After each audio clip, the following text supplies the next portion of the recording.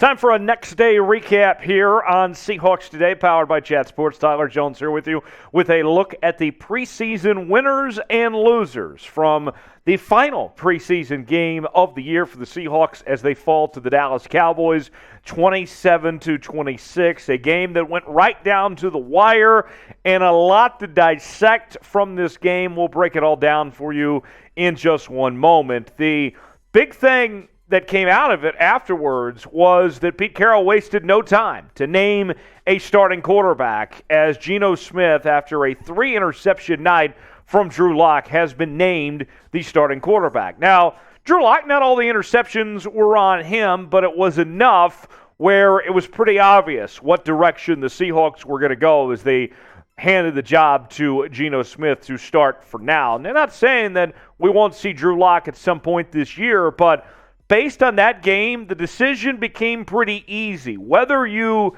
were a fan of Drew Lock or Geno Smith, I think either way, if you watched that game last night, you saw why the Seahawks made the decision that they did and as quickly as they did after such a bad night from Drew Lock. There's no way to get around it. He struggled. 13-24, 171 yards, a touchdown in 3 picks. A couple of nice throws here and there from Drew Lock, but Geno Smith, the safe bet, it would seem for now, with the inconsistency from Drew Lock. We'll break down the winners and losers in just a moment, but with the announcement from Pete Carroll that Geno Smith will start to begin the season at quarterback for the Seahawks, is he the right man for the job?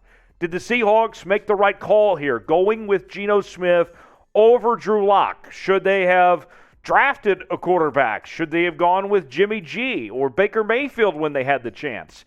Did the Seahawks make the right decision? Pete Carroll and company going with Geno Smith? Let me know in the comments section. This is our pinned comment today. You might get an ad break. If so, take advantage of it. Let me know if the Seahawks made the right call. Y for yes, in for no on Geno Smith.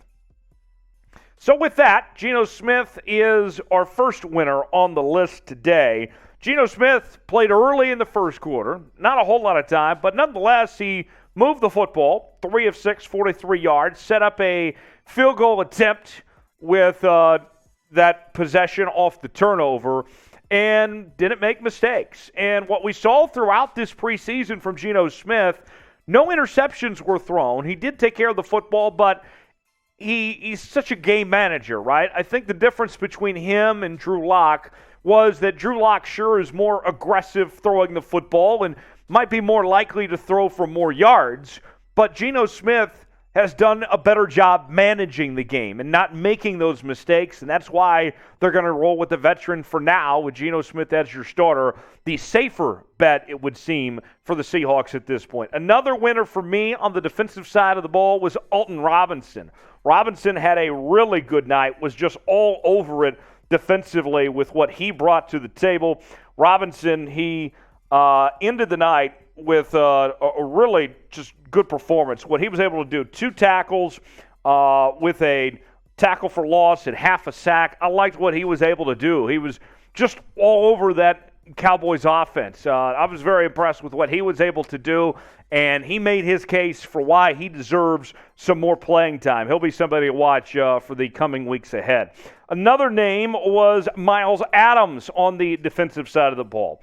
6 tackles with a half sack and a tackle for loss.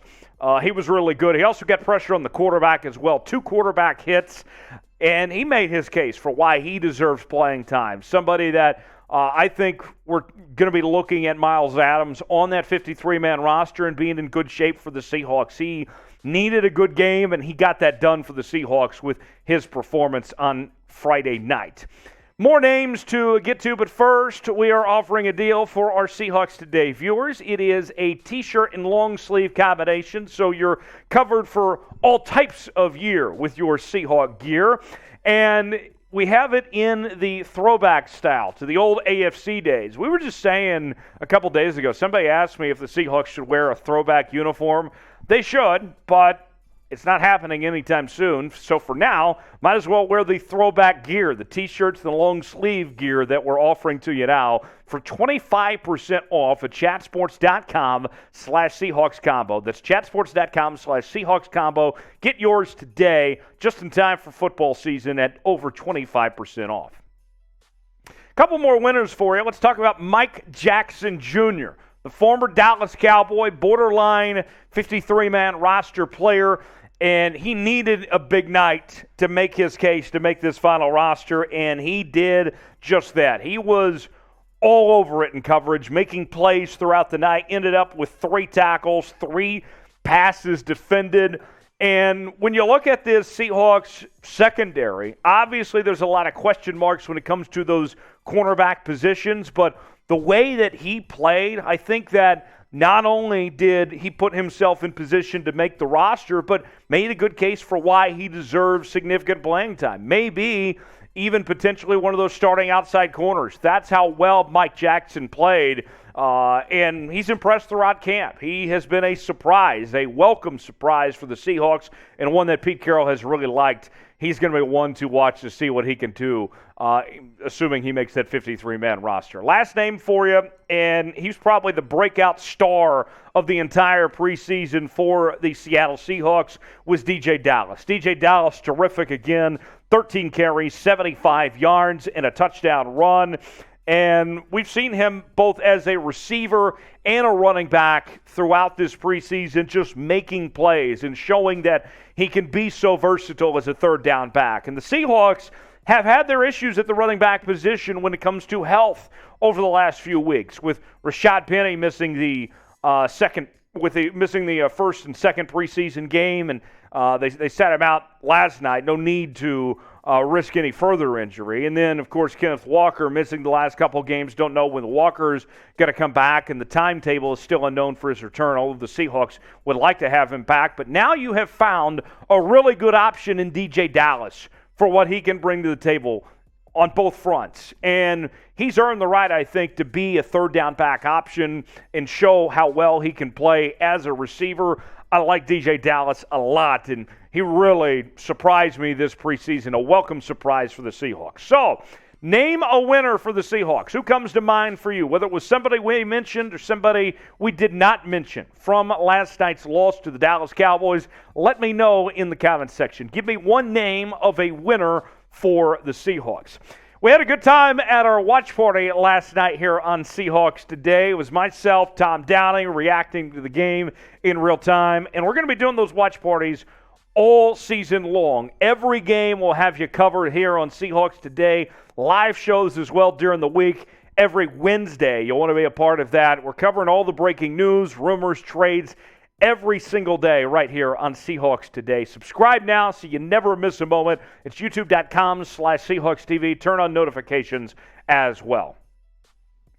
The losers list now. Got to start with Drew Lock for obvious reasons, as he loses the quarterback competition and the 3 interceptions. I mean, it was just not a good night any way you slice it from Drew Lock. Not all his fault, sure, but Drew Lock already had his back against the wall to try to earn this starting job, right? Everything was set up for Geno Smith of starting all of the preseason games, getting the vast majority of first-team reps throughout training camp and over the last few weeks. Even as Drew Lock started to build momentum, things really just did not work out for him. Getting COVID and missing those practices, and then he needed a lights-out performance. He needed to show that he was clearly, obviously better than Geno Smith. That's what he needed to show last night. And not only did he not show that, but he just played really bad any way you can slice it. So Drew Lock, I think that we'll see him at some point this year, and we still wonder if there's going to be a suspension for Geno Smith with the DUI arrest that he had earlier this year. But Drew Lock, I mean, for the opportunity that he had, although it wasn't ideal, it was still an opportunity, and he just bombed. I mean, it was a bad night for Drew Lock, no matter how you shape it, and hopefully for his sake that he gets a chance to prove himself otherwise at some point again in the future, but not a good night for Drew Lock going forward.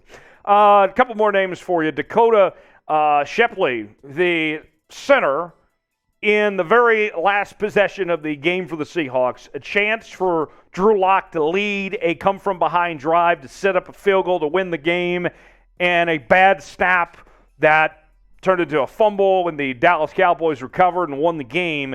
And that one's not on Drew Lock at all. That snap looked like it was headed to the moon. I mean, I don't know how many people could have actually caught that snap from Shepley. Maybe Taco Fall or maybe Yao Ming, but that's about it. I mean, it was a bad snap. And for a guy that's trying to prove himself in a crucial moment, granted it's a preseason game, but still a really bad moment there for Dakoda.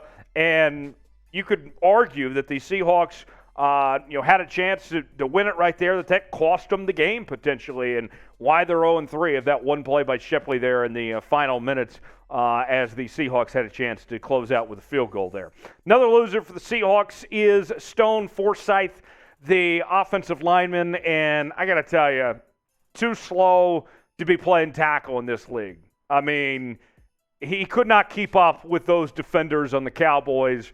It was bad, and for his sake, he's going to have to move to guard if he's going to have any future in the National Football League, because it was just rough watching him try to pass block out there.